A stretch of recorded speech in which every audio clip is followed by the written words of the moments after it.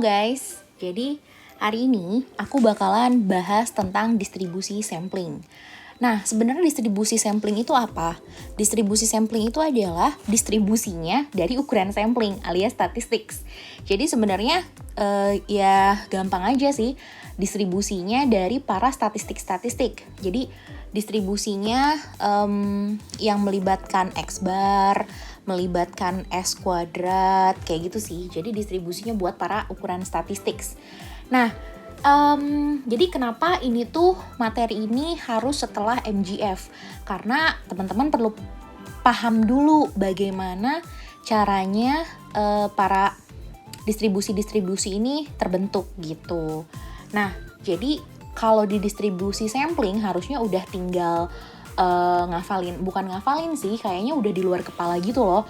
Kayak jadi yang perlu dipahami atau yang perlu diingat kalau untuk distribusi sampling itu sebenarnya cuman distribusi ini. Normal, kemudian chi-square, kemudian T dan F. Udah, intinya kita main-main di 4 distribusi ini aja gitu.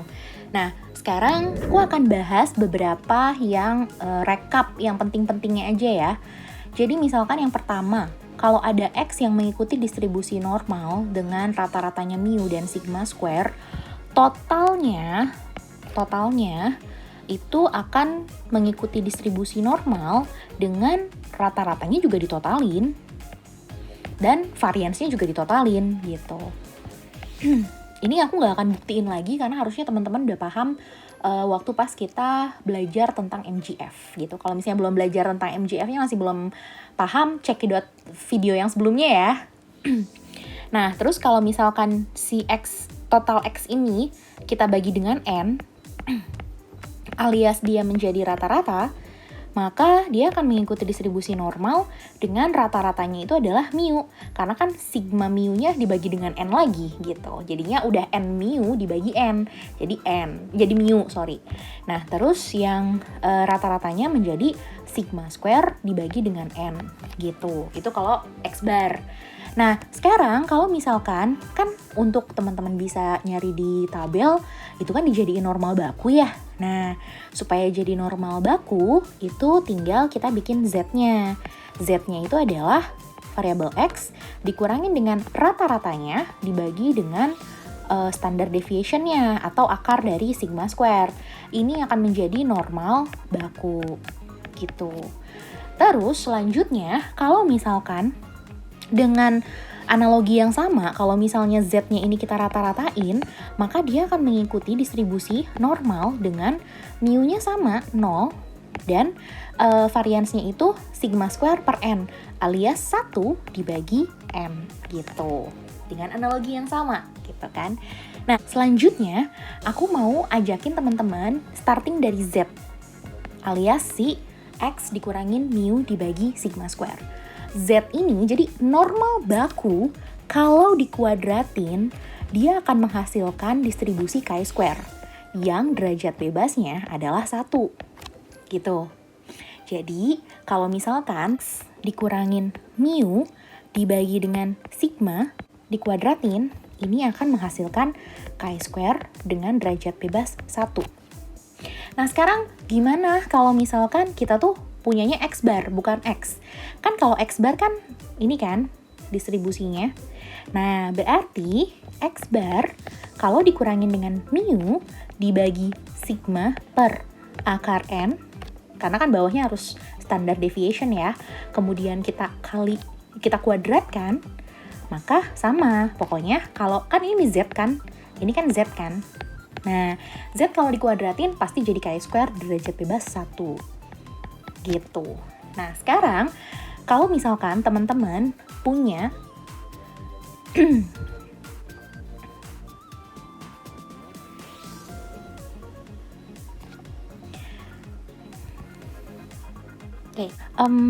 aku nggak punya X bar, punyanya X doang. Dan aku tuh mau nge-sigmain. Yang ini disigmain gitu. Jadi kalau misalkan ada XI dikurangin dengan mu dibagi dengan sigma dikuadratin. Nah, ini kan sebenarnya kan jadi sigma dari chi-square 1, ya nggak? chi-square itu kalau ditambah-tambahin, ya derajat bebasnya juga ditambah-tambahin. Jadinya sigma dari xi dikurangin mu per sigma kuadrat ini adalah chi-square dengan derajat bebas. Kalau misalkan ini 1 sampai n, ya udah ininya juga sampai n gitu. Nah, selanjutnya, apalagi nih yang pakai chi-square? Yang pakai chi-square itu adalah ini, kalau misalkan n-1 dikali s kuadrat dibagi dengan sigma kuadrat, ini juga jadi chi-square dengan derajat bebasnya itu n-1 gitu, yang ini. Nah, yang terkait sama chi-square juga gini nih, kalau misalkan ada x yang mengikuti distribusi gamma dengan parameternya itu, oke, untuk gamma ada yang menuliskannya itu alpha beta, ada yang menuliskannya itu theta, kappa.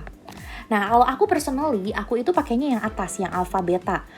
Jadi si MGF-nya itu 1 per 1 minus beta T dipangkatin alpha. Nah, tapi ada juga orang-orang yang nulisnya itu 1 per 1 minus theta T dipangkatin dengan kappa gitu kan.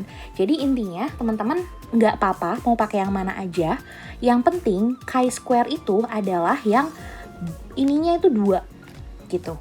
Nah, misal kita mau pakai yang aku sih personally lebih suka yang atas ya, tapi misalkan kita pakai yang bawah.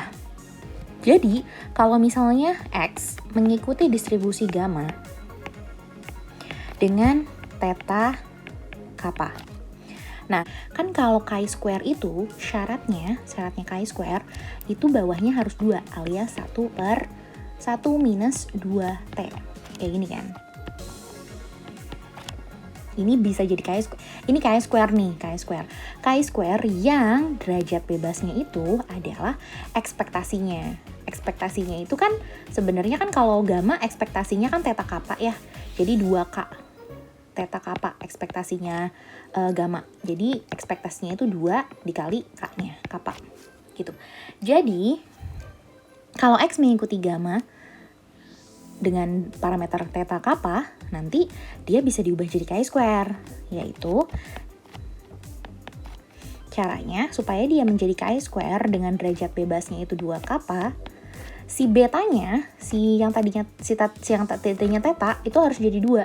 Gimana caranya? Gini, kalau X itu punyanya theta, gimana caranya si theta jadi 2? Berarti kan gampangnya kan si theta ini kita kaliin 2 dong, biar jadi 2 theta, ya nggak? Berarti jadi 2X. Nah sekarang ini masih 2 theta nih. Kalau 2X jadi 2 theta. Nah sekarang gimana caranya biar jadi 2? Ya simply 2X dibagi dengan theta aja supaya jadi 2 gitu. Berarti kalau dia mau jadi chi-square dengan 2 kappa, berarti si X-nya harus dikalikan dengan 2 dan dibagi dengan theta gitu. Terus dapetin si gamanya dari mana? Nah biasanya startingnya dari ini nih, eksponensial. Jadi kalau misalkan dianya eksponensial kayak gini, X-nya mengikuti distribusi eksponensial theta, nah si total dari X ini itu akan menjadi gamma. Kalau misalnya teman-teman ingat gitu, gamma dengan derajat bebasnya tetanya tetap, dan karena dia sigma X berarti kan dipangkatin N kan si MGF-nya, berarti jadi sebanyak N gitu. Selanjutnya yang ketiga itu ada distribusi T. Distribusi T ini asalnya dari normal baku yang dibagi dengan akar dari chi-square dibagi dengan derajat bebasnya. Dan dia akan mengikuti distribusi T dengan derajat bebas yang sama dengan pembentuknya, dengan chi-square pembentuknya. Nah itu aja sih kalau T. Terus yang terakhir F. F ini tuh dibentuk dari chi-square, dibentuk dari 2 chi-square. Chi-square pertama yang dibagi dengan derajat bebasnya dan dibagi dengan chi-square kedua yang dibagi dengan derajat bebasnya juga. Ini akan menjadi distribusi F dengan derajat bebas kedua pembentuknya. Udah gitu deh. Jadi yang perlu dihafalin sama teman-teman yang tadi, dari normal kemudian ke chi-square kemudian ke T sama ke F. Oke, latihan yang pertama. Misalkan ada suatu komponen yang dipakai, terus ada 9 cadangan yang tersedia. Misalnya gini deh, apa ya, misalkan oh ada lagi TV nih, ada TV yang kita pakai gitu kan. Nah terus kita punya 9 TV yang tersedia, cadangan yang tersedia gitu kan. Nah terus waktu sampai si TV itu rusak mengikuti suatu distribusi yang eksponensial dengan parameternya 100 gitu kan. Nah sekarang apa sih distribusinya? Let's say si waktu yang rusak ini adalah T. Dan dia itu mengikuti distribusi eksponensial. Dan masing-masing TV itu independen, ya nggak? Karena kan nggak mungkin si TV-nya saling mempengaruhi TV yang lain kan. Jadi dia independen. Nah sekarang gimana sih distribusinya total dari TI gitu kan? Nah yang pertama, total dari TI. TI-nya itu kan mengikuti distribusi eksponensial dengan parameternya si 100 kan. Berarti kalau totalnya kita tahu, maka dia akan menjadi gamma yang tetanya itu adalah 100 sama kapanya adalah, karena dia 1 sampai 10, berarti kapanya adalah 10 gitu. Ya udah selesai gitu kan. Nah, yang kedua, berapa sih peluangnya si semua TV-nya itu masih bisa dipakai, atau kayak semua TV yang kita punya itu bisa dipakai setidaknya untuk 1,5 tahun. Let's say ini tuh dalam hari ya, waktu yang rusaknya itu mengikuti distribusi eksponensial waktu yang rusak dalam hari. Ininya dalam hari. Nah, sekarang peluang masih bisa dipakai setidaknya 1,5 tahun. Nah, 1,5 tahun itu harus diubah dulu. Karena ini dalam hari, maka kita ubah 1,5 tahunnya jadi hari. Let's say aku akan bilang 1 tahun 365 hari ya. Berarti peluang si total TI-nya, jadi kan kita punya 10 TV kan. Gimana sih peluang si TV ini masih bisa dipakai itu setidaknya di atas 1,5 tahun. 1,5 dikali 365, 5 hari. Kayak gini deh. Terus karena again ya, kan tadi dia mengikuti gamma kan, yang gini gamma. Kita tahu kalau misalkan kan again ya, si 100-nya harus 2 supaya bisa jadi chi-square. Berarti si sigma TI-nya kita kalikan dengan 2, kemudian kita bagi dengan 100 si tetanya ini, supaya bisa jadi chi-square dengan derajat bebas 2 kali kappa. Derajat bebasnya 20. Gitu. Jadi kita tinggal peluang si 2 sigma TI dibagi dengan 100. Ini berarti lebih besar dari 2 dikali 547,5 dibagi 100 juga. Jadi intinya kalau kirinya itu di apa-apain di otak-atik, kanannya juga di otak-atik gitu. Jadi peluang ininya kan jadi chi-square ya. Yang ini nih, ini jadi chi-square. Terus yang ininya kita hitung deh, jadi 10,95. Atau by the way ini derajat bebasnya 20 ya. Nanti kalau kita nyari di tabel, berarti ini jadi 1 dikurangin peluang chi-square dengan derajat bebas 20-nya ini lebih kecil dari 10,95. Tapi anyway kalau tabel banyaknya ini kok lebih besar. Jadi teman-teman bisa langsung cari dan peluangnya itu adalah 0,9475. Ini bisa cari di tabel atau bisa cari di Excel gitu kan, sama dengan Cidist itu, jadi teman-teman bisa cari.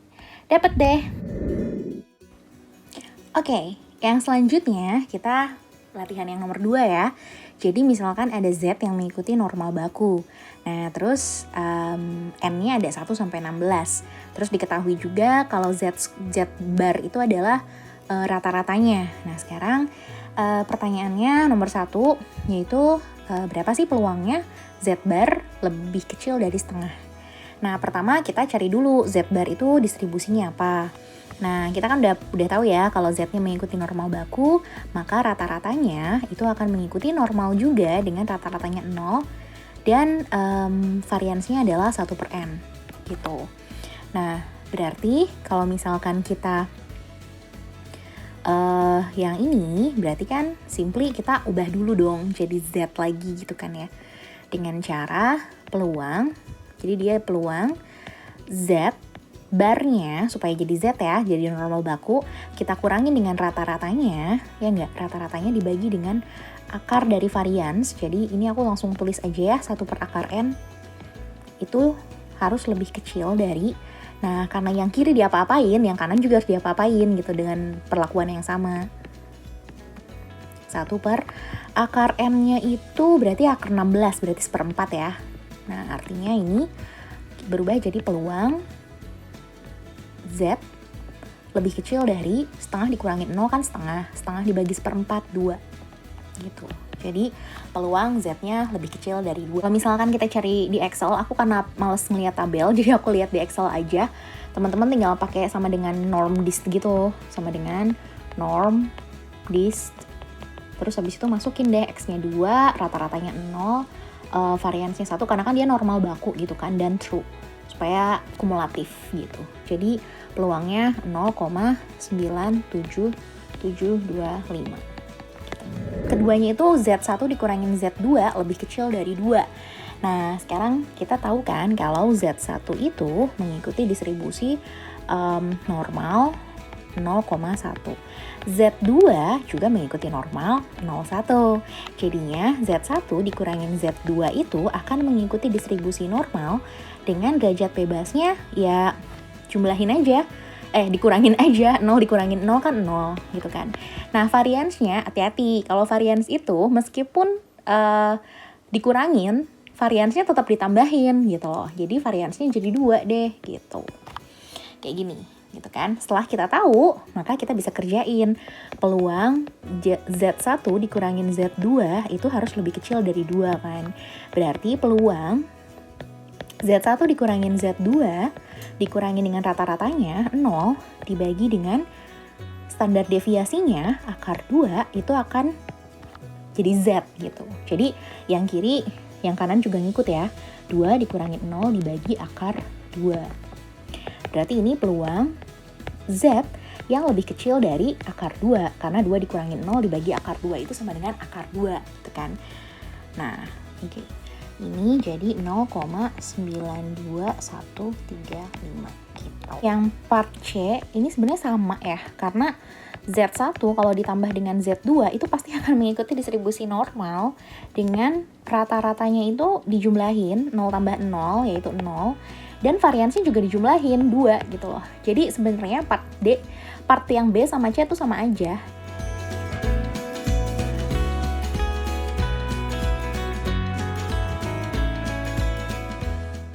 Nah, sekarang kalau yang D itu kan Z sigma dari ZI kuadrat kan. Tadi kan kita kan inget ya, kalau misalkan Z-nya itu normal, kalau dikuadratin, dia akan menjadi K² dengan derajat bebas 1. Dan kalau misalnya dia disigmain, maka dia akan menjadi K² dengan derajat bebas N. Jadi, total dari ZI kuadrat yang N-nya dari 1 sampai 16 ini akan mengikuti K² dengan derajat bebas 16. Nah, jadi peluangnya si total ZI kuadrat 1 sampai 16 ini lebih kecil dari 32, ya simply peluang dari K² dengan derajat bebas 16 lebih kecil dari 32. Kita bisa cari di Excel aja sama dengan CDist, terus nanti masukin X-nya which is 32 dan masukin derajat bebasnya which is 16 gitu kan. Terus dapat peluangnya itu 0,99 gitu. Sekarang yang terakhir ya. Nah, jadi gini, kalau misalkan kita punya suatu variabel X gitu kan ya, dikurangin dengan mu, dibagi dengan sigma, kemudian kita kuadratkan, ini kan jadi K² dengan derajat bebas 1, ya enggak? Dan kalau misalnya kita totalin, ini jadi derajat bebasnya N. Nah, however guys, kalau misalkan belakangnya itu bukan dikurangin dengan mu, tapi dikurangin dengan X bar, dikurangin dengan statistiknya, maka ini udah nggak lagi jadi K² N loh. Jadi kalau misalnya X-nya dikurangin dengan X bar, gitu, kemudian kita bagi dengan sigma, K² ditotalin, ini tuh udah nggak jadi derajat bebasnya N lagi, tapi jadi N-1. Nah, that's why yang ini itu jadi K² dengan derajat bebasnya itu N-1. N-1-nya adalah 16 dikurangin 1, jadi 15. So, yang ini tuh peluang chi-square dengan derajat bebas 15 lebih kecil dari 25. Kita cari di Excel, jawabannya 0,95. Oke, sekarang latihan yang ketiga ya. Jadi kalau misalkan ada XI mengikuti distribusi eksponensial theta, independen identik. Nah, I-nya dari 1 sampai 15. Nah, temukan C supaya peluang CX bar lebih kecil dari theta itu 0,95. Again, kita punyanya eksponensial, which kita ubah dulu jadi gamma dengan ditotalin. Total X-nya itu berarti kan akan menjadi gamma dengan parameternya theta, kapanya 15, kayak gitu. Kalau misalnya mau dijadiin X bar, gitu kan, berarti kan sigma X dibagi N dibagi 15 itu akan mengikuti distribusi gamma yang parameternya menjadi theta per N, 15, gitu. Atau N-nya kita ubah aja ya, langsung jadi 15.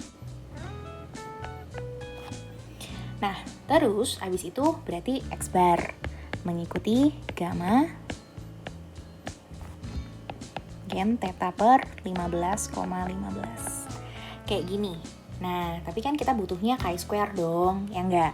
Again, gimana caranya tadi? Tinggal dibagi dengan X barnya itu supaya jadi chi-square, supaya jadi gamanya ini supaya jadi 2. X bar itu kan punyanya kan theta per 15, ya enggak? Berarti supaya jadi 2, X barnya harus dikali dengan 2 dibagi sigma per 15, ya enggak? Berarti 30 X bar dibagi theta akan menjadi si ininya akan menjadi 2. Gitu. Berarti 30 X bar dibagi dengan theta akan menjadi gamma yang parameternya itu adalah 2,15. Artinya dia 30 X bar dibagi theta ini akan menjadi akan menjadi chi-square dengan derajat bebas kaliin 30. Gitu. Oke. Sekarang kita udah tahu ada nih distribusinya. Oke, nah sekarang pertanyaannya adalah C-nya berapa sih? C-nya berapa sih biar C dikali X bar itu lebih kecil dari theta, itu peluangnya akan menjadi 0,95.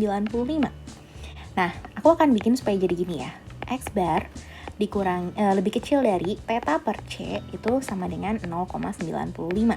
Simply diubah aja, jadi dibagi C-nya dikebawahin gitu kan. Nah, kita kan nggak punya distribusi buat X bar. Kita punya distribusi buat 30 X bar dibagi theta. Berarti kan kita kaliin ya. Kita kaliin si X barnya ini dengan 30 per theta. Karena yang kiri dikaliin, yang kanan juga harus dikaliin. Berarti dikali dengan 30 per theta juga. Gitu. Kayak gini. Nah, artinya kita bisa coret-coret, ya nggak? Peluang yang ini itu kan X bar. X chi-square dengan derajat bebas 30 ya. Nah, yang sananya yang kanan berarti kan bisa dihapus. Berarti 30 per C. Sama dengan 0,95. Nah, dari sini teman-teman kan udah bisa cari kan chi-square-nya berapa. Berapa sih chi-square-nya yang derajat bebasnya itu 30, yang menghasilkan peluang kumulatifnya itu adalah 0,95. Teman-teman bisa cari di tabel atau cari di Excel pakai sama dengan chi-square inverse, sama dengan chi-square inverse. Nah, kita dapat bahwa ininya tuh harus 43,77 supaya bisa menghasilkan 0,95. Jadi ini caranya teman-teman tinggal masukin aja ke Excel sama dengan chi-square inverse. Terus teman-teman masukin X-nya itu adalah peluangnya adalah 0,95 dan degree of freedom-nya adalah 30. Teman-teman tinggal masukin ini aja dan ini akan ngeluarin angka 43,77. Nah, berarti kan ininya harus 43,77 dan sementara ininya adalah 30 per C. Which kita bisa ngitung C-nya adalah 30 dibagi 43,77. Which hasilnya adalah 0,685 gitu. Oke, latihan yang selanjutnya adalah kita punya misalkan ada X1 mengikuti distribusi normal dengan parameter mu1 sigma 1 square. Oh iya, ini di luar harusnya. Nah, terus YJ-nya juga mengikuti normal dengan parameternya mu2 sigma 2 square. Nah, sekarang diketahui bahwa V1 adalah ini, V2 adalah ini, kemudian diketahui juga bahwa S1 adalah ini, S1 kuadrat, S2 kuadrat adalah ini, shows that, itulah pokoknya. Nah, sekarang kita kan tahu ya bahwa N-1 S kuadrat kalau dibagi dengan sigma kuadrat itu akan menjadi Chi square dengan derajat bebas N-1. Ya enggak? Ini dari teorema. Ya kan? Atau teman-teman kayaknya harusnya udah mulai hafal deh. Yang ini aja, yang ini perlu hafal. Oke? Nah, berarti kalau misalnya kita punya N1 dikurangin 1 dikalikan dengan S1 kuadrat dibagi dengan sigma 1 kuadrat, ya nggak? Ini akan menjadi Chi square dengan derajat bebas N1 minus 1, ya nggak? Nah, dengan analogi yang sama atau dengan cara yang sama, kita bisa dapat N2 dikurangin 1 kalau dikali dengan S2 kuadrat dibagi dengan sigma 2 kuadrat akan menjadi Chi square dengan derajat bebas N2 dikurangin 1. Nah, sekarang kalau misalnya kita udah tahu ini, kan F itu adalah 2 buah Chi square, ya nggak? 2 buah Chi square yang dibagi dengan degree of freedom-nya masing-masing. Yang ini juga Chi square, N2 dikurangin 1 dibagi dengan N2 dikurangin 1. Berarti yang atas kan Chi square yang N-1, which is yang ini. Berarti N-1 per 1 S1 kuadrat per sigma 1 kuadrat kalau dibagi dengan degree of freedom-nya, yaitu dibagi dengan N1 min 1 dibagi dengan Chi square yang kedua, yaitu N2 dikurangin 1 S2 kuadrat per sigma 2 kuadrat dibagi dengan degree of freedom-nya N2 min 1, gitu kan. Ini akan mengikuti distribusi F dengan degree of freedom-nya itu pembentuknya.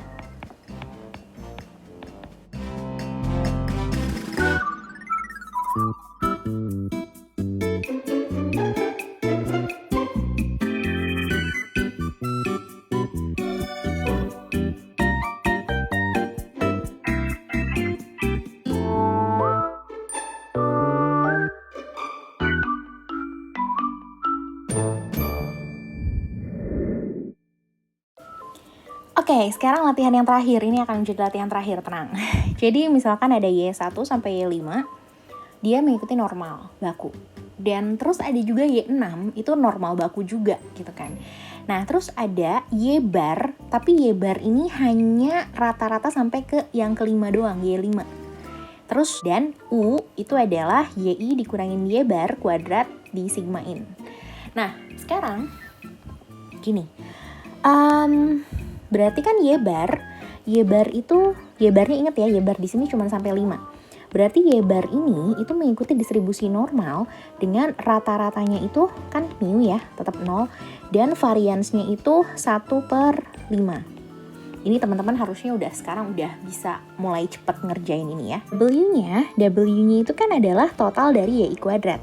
YI kuadratnya, teman-teman tahu kan, YI kuadratnya itu adalah, Y-nya kan masing-masing adalah normal, 01 alias si Z, ya nggak?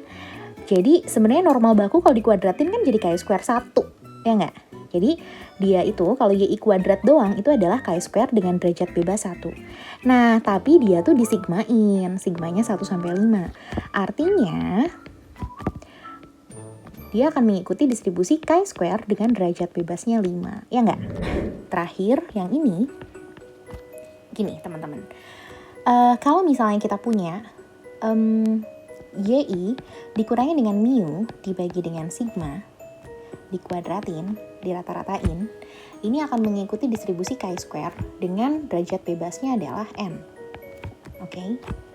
Nah, however though, kalau misalnya bukan pakai mu dikuranginnya, tapi pakai Y bar. Jadi, pengurangnya itu udah bukan Y bar, pengurangnya bukan mu, tapi Y bar. Nah, ini akan menjadi Chi square dengan derajat bebas N-1. By the way itu harusnya disigmain ya, tapi aku lupa nulis. Nah, jadi itulah bedanya. Kalau misalnya sigma, terus pengurangnya adalah parameter, chi-square-nya akan mengikuti derajat bebas, akan mengikuti chi-square yang berderajat bebas n. Tapi kalau pengurangnya adalah y bar, maka kita kehilangan 1 degree of freedom, jadi derajat bebasnya n-1. Ini asal muasalnya dari mana sih? Kan teman-teman tahu ya, kita punya n-1, kalau dikalikan s kuadrat dibagi sigma kuadrat, ini kan mengikuti distribusi chi-square dengan derajat bebas n-1. Nah, sekarang kita jabarin ya. Kita jabarin, jadi n-1 kalau dikalikan dengan s square. S square itu kan sigma dari yi dikurangin y bar dikuadratin dibagi n-1.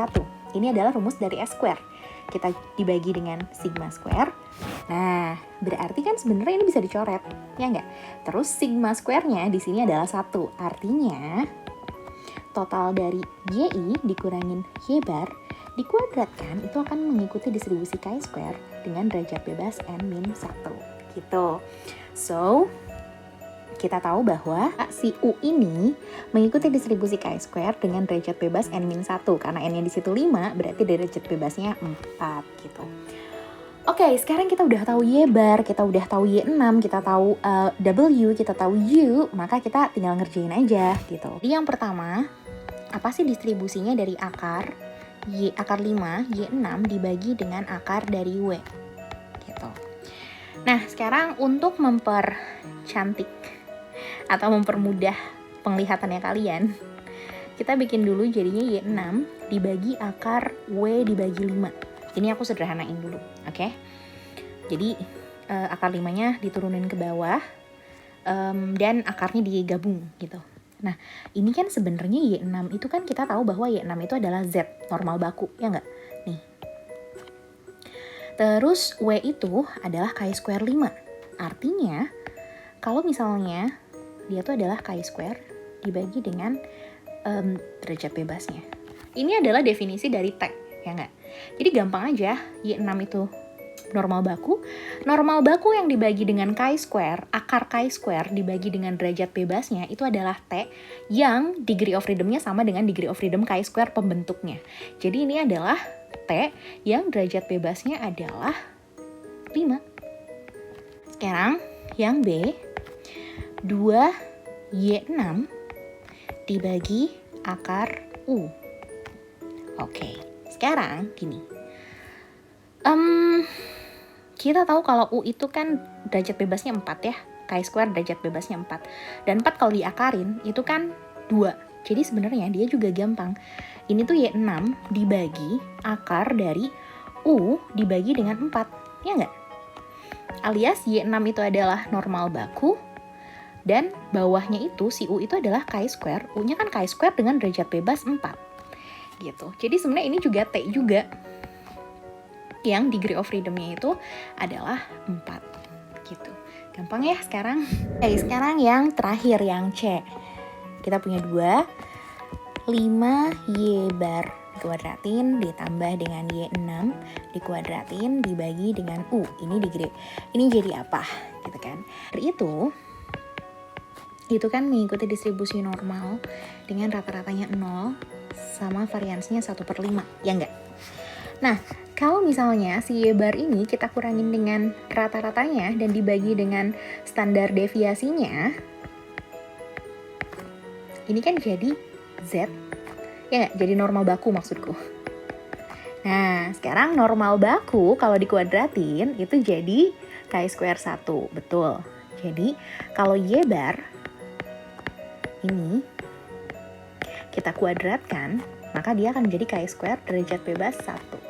Jadi selalu ingat ya, normal baku kalau dikuadratin jadi chi-square 1. Nah, jadi kalau misalnya kita kuadratin, akar 5-nya naikin ya. Jadinya 5Y bar kuadrat ya, by the way itu akan mengikuti chi-square dengan derajat bebas 1. Kayak gitu. Dan Y6-nya juga kan mengikuti normal 0,1. Artinya Y6 kuadrat ya, by the way itu akan mengikuti chi-square dengan derajat bebas 1. Nah, artinya Ini kita bisa sederhanain jadi 2 dikali Ki square derajat bebas 1 ditambah dengan Ki square derajat bebas 1 dibagi dengan U itu, U apa sih U? U-nya itu adalah Ki square derajat bebas 4. Artinya Ki square derajat bebas 4. Gitu. Berarti ini kita sederhanain lagi ya, jadi 2 Ki square ditambah Ki square jadi Ki square lagi, dengan derajat bebasnya dijumlahin aja. Berarti 2 Ki square 2 dibagi dengan Ki square 4. Nah, ini belum ada distribusinya guys, kecuali kalau kita sederhanain. Nah, kita punya, ini tuh kalau misalnya kita bentuk, berarti kan sebenarnya Ki square yang atas, ya nggak? Dibagi dengan degree of freedom-nya, dibagi 2. Dibagi dengan Ki square 4, yang dibagi dengan degree of freedom-nya. Ya nggak? Ini bisa diubah jadi gini kan bentuknya.